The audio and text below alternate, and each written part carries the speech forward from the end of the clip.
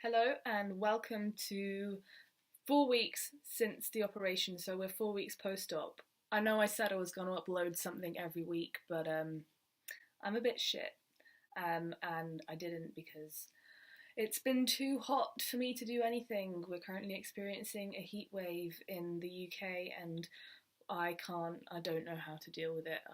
I live in the northwest and it's just crazy because normally the weather's shit, so I don't know. I've not been dealing very well with the heat, and dealing with a sling in the heat is just a very sweaty ordeal. It's kind of close to my chest here, so I get like a little sweatband beneath it, and luckily no one sees because the sling is over the top of it, but I feel it. I feel it. That being said, I can appreciate certain Sling summertime benefits. Probably not having to tie laces because I'm wearing sandals, not having to put on socks, not having to wear layers and layers of clothing. That would be quite tricky one-handed, but luckily I've been able to slip in and out of things pretty okay with the sling, getting used to it, and I've only got 2 more weeks of sling life left. I'm still doing the exercises that I was given post-op, so I showed a couple of clips of them in my last video. I didn't show you one of the exercises I had, which is kind of lying down and straightening the arm out when I'm on my back. So I'll film that for you now, just so you see what my current range of motion is 4 weeks post-op. And then I will put in clips of the exercises that I showed you in my second video. So those exercises I'm doing still every 1 to 2 hours when I can.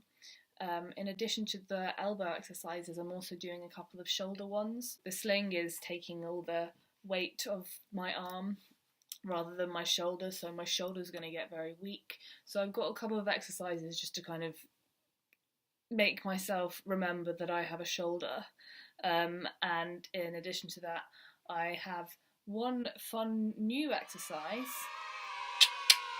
that I got today at physio, which is lying on your back and kind of letting the arm rest, kind of letting gravity do its job, and making sure that I'm keeping my palm facing the ceiling rather than having my palm turned up.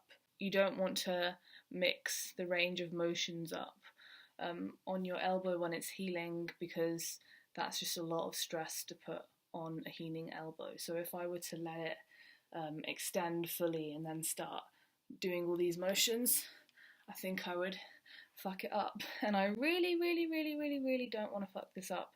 I really don't. I keep my arms stretched out for about 20 minutes, and then I kind of slowly put it back into the sling, slowly and carefully. With that, I've been just watching Love Island, because I can't do any fun things that I enjoy apart from watch Love Island. And really, this is the only circumstance in which I would ever watch that kind of TV. But it's the only thing I look forward to at the moment until this is all over. I don't mean it to sound like a sob story, but as a previously very active and very independent person, this has been fucking annoying, and I've really intensely disliked every second. I don't like it at all. I wasn't going to go into it in the video, my kind of mental struggle with it, but I probably should, because it's definitely a part of the experience and I want to document the experience, so I should be talking about everything, and maybe future Ros can watch this and go, oh, remember that time. It wasn't actually that hard, Ros, because something way worse has happened in your future. I hope that's not true. It could be true, that's life. Mental struggles with it. Obviously there's the physical struggle of being one-handed in a two-handed world, and I know that there are people who literally just have one hand, and if they think, oh, you're moaning about being immobilised for 6 weeks while they don't have an arm, okay, fine, I get that. it's difficult when you're immobilized for 6 weeks when prior to that you've kind of been functioning fine. Obviously my range of motion wasn't that good, but I still had two hands, and I could still do a lot of stuff. It's that you don't have enough time to build up the skills necessary in order to function with one hand in a smooth way. I bet if I practice, I could crack an egg and make scrambled eggs with one hand, like, quite easily if I had enough practice, but I don't, so I just get egg all on me. That's the other thing that I have noticed about having a sling, because there's a lot of self-discovery that goes on whenever you have elements of your independence taken away from you. It's that I like to do things by myself, and I'm not very good at accepting help, and I am getting better, but only because I'm forced to.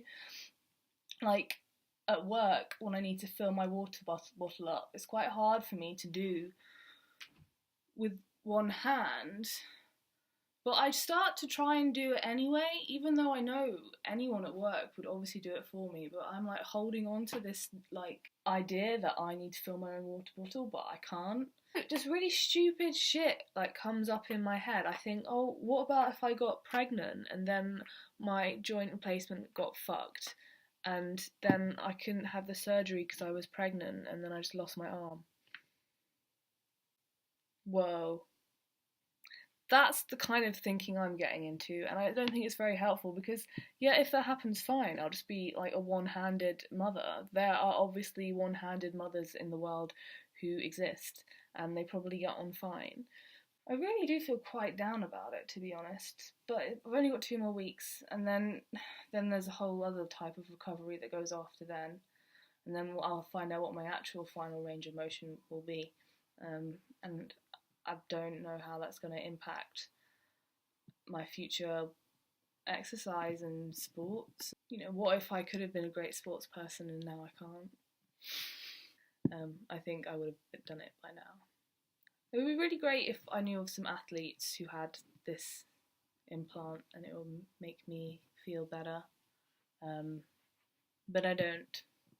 So I'll conclude the video now. It's been quite a strange one, I think you'll agree. I'm just getting into the whole video editing and filming because that is something I can do with one hand. It does still ache me a bit, but you know, it's a creative thing, it's a project, it gets my juices flowing.